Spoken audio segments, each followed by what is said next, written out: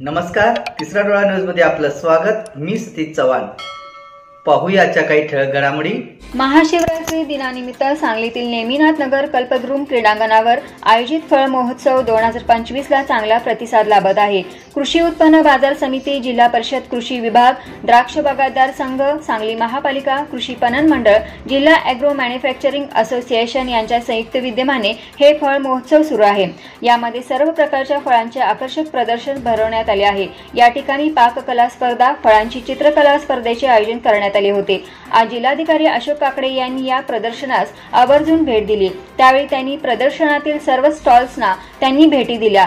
या प्रसंगी घेण्यात आलेल्या फळ सजावट स्पर्धेच्या विजेत्यांना जिल्हाधिकाऱ्यांच्या हस्ते बक्षिसाचे वाटप करण्यात आले।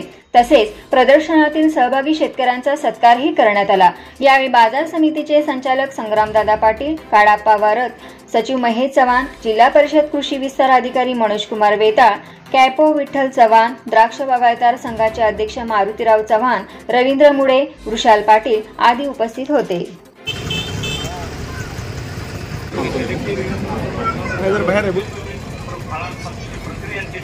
सर्व मान्यवर संचालकांनी येऊन बसून घ्या। काही मिनिटांमध्ये आपण सर्वांनी समोर येऊन बसून घ्यावं। चिकणी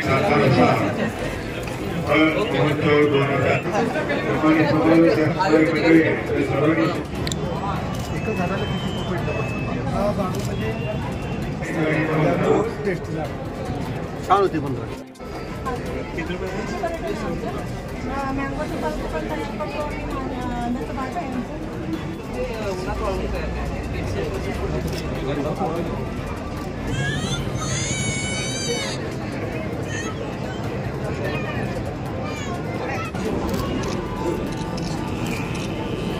यांच्या हस्ते ह्या नामफलकाचा अनावरण सोहळा जोरदार टाळ्यांनी स्वागत।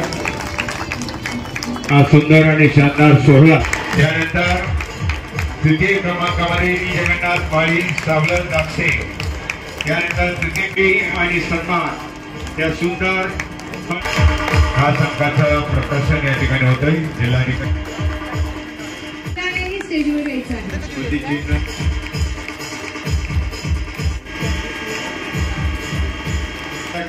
स्वागत। सुंदर अशी डाळिंबापेक्षा महाराष्ट्राचे द्राक्ष बागायतदार म्हणजे दत्ताजी।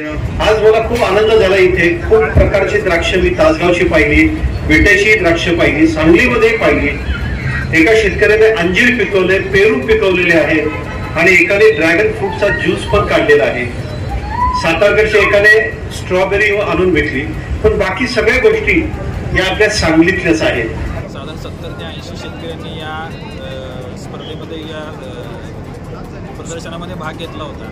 साधारणतः या 4 दिवसामध्ये कमीत कमी 30 ते 40 लाखांची उलाढाल या ठिकाणी शेतकऱ्यांनी थेट ग्राहकापर्यंत केलेली आहे आणि या निश्चित ह्यालासाठी चांगला प्रतिसाद आपल्याला मिळालेला आहे। आणि मध्ये फळ महोत्सव या कार्यक्रमामध्ये घेतलेला आहे। पहिल्या दिवशीपासून आपण मुलांच्या चित्रकला स्पर्धा, त्याचबरोबर फळांपासून तयार केलेल्या पाककृती स्पर्धा, होम मिनिस्टर कार्यक्रम, त्याशिवाय नवउद्योजकांसाठी कशा पद्धतीने त्यांनी उद्योजक उभारणी करावी याच्यासाठीचं मार्गदर्शन आणि आज फळ सजावट स्पर्धा असा कार्यक्रम घेतलेला आहे।